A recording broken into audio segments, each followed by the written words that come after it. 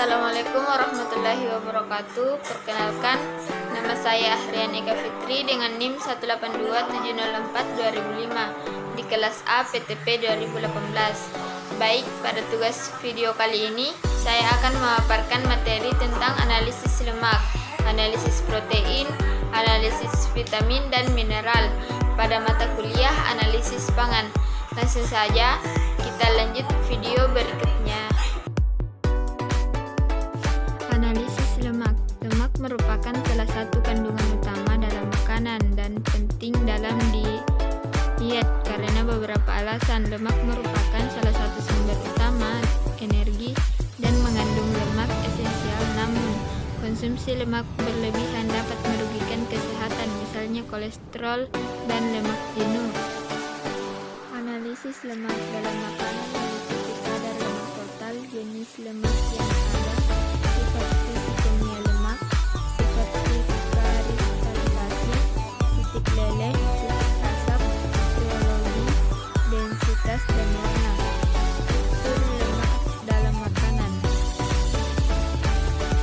Sifat lemak dalam makanan biasanya dinyatakan sebagai komponen yang larut dalam pelarut organik seperti eter atau kloroform, tapi tidak larut dalam air. Senyawa yang termasuk golongan ini meliputi triacylglycerol, diacylglycerol, asam lemak bebas, fosfolipid, karotenoid, vitamin A dan D.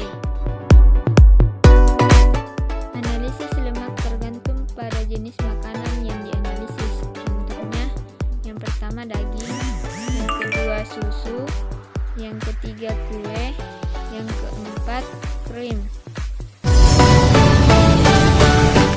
Kadar lemak total dalam makanan perlu ditentukan. Yang pertama, faktor ekonomi, yang kedua aspek legal, yang ketiga aspek kualitas, dan yang keempat faktor proses. Materi selanjutnya yaitu analisis protein. Protein merupakan satu zat makanan yang amat penting bagi tubuh karena zat ini di samping berfungsi sebagai bahan bakar dalam tubuh juga berfungsi sebagai zat pembangun dan pengatur. Protein merupakan bahan pembentuk jaringan-jaringan baru yang selalu terjadi dalam tubuh. Pada masa pertumbuhan, proses pembentukan jaringan terjadi secara besar-besaran. Protein juga mengganti jaringan tubuh yang rusak dan yang perlu dirombak.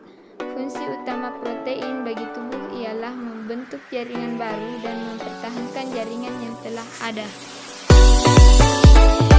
Protein memiliki struktur yang terbagi menjadi beberapa bentuk. Yang pertama, struktur primer, yang kedua, sekunder, yang ketiga, tersier, dan yang keempat, kuartener. Protein mempunyai bermacam-macam fungsi bagi tubuh. Yang pertama, sebagai enzim, yang kedua, alat pengatur, yang ketiga, pengatur pergerakan, yang keempat, penunjang mekanis, yang kelima, pertahanan tubuh atau imunisasi, yang keenam, media perambatan impuls syaraf, dan yang ketujuh, pengendalian pertumbuhan. Analisa protein syaraf sel dahi pada dasarnya dapat dibagi menjadi 3 tahapan.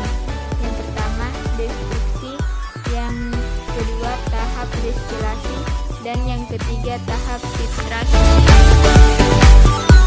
Materi selanjutnya yaitu analisis vitamin. Vitamin adalah senyawa organik kompleks yang esensial untuk pertumbuhan dan fungsi biologis yang lain bagi makhluk hidup.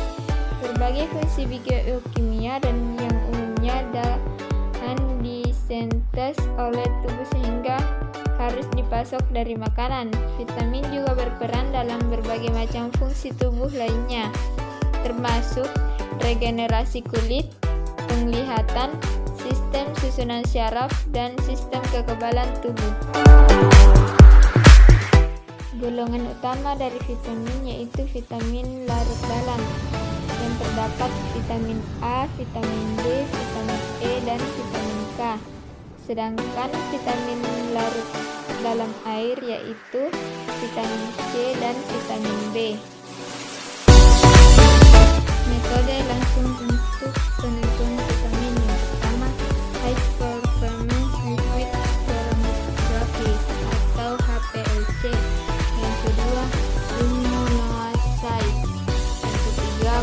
metabolisme dan spektrometri tes. Yang keempat, fluorometric assay dan chemiluminescence assay. Dan yang kelima, tes amperometri.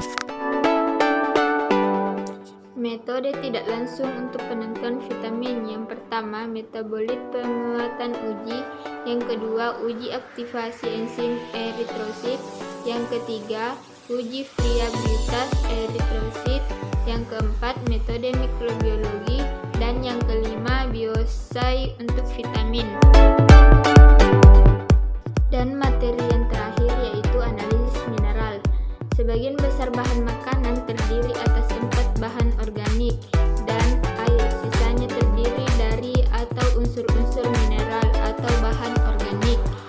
Bahan pangan mengandung abu sebagai komponen organik yang tersusun atas beberapa jenis mineral dan komposisi yang beragam, yang termasuk pangan sumber mineral yang pertama, susu, telur, biji-bijian, serealia, buah dan sayur serta air minum. Adapun jenis mineral yang terbagi atas dua, yang pertama mineral makro, yang kedua mineral makro. Metode analisis mineral yang pertama gravimetri, yang kedua kolorimetri, dan yang ketiga volumetri. Adapun analisis mineral dapat dilakukan dengan dua cara. Yang pertama, penentuan mineral total atau dengan penelitian kadar abu.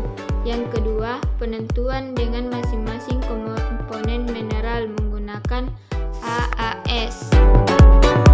Mungkin sampai di sini saja dulu penjelasan atau pemaparan materi saya. Mohon maaf bila ada kesalahan di dalam video tersebut. Terima kasih. Assalamualaikum warahmatullahi wabarakatuh.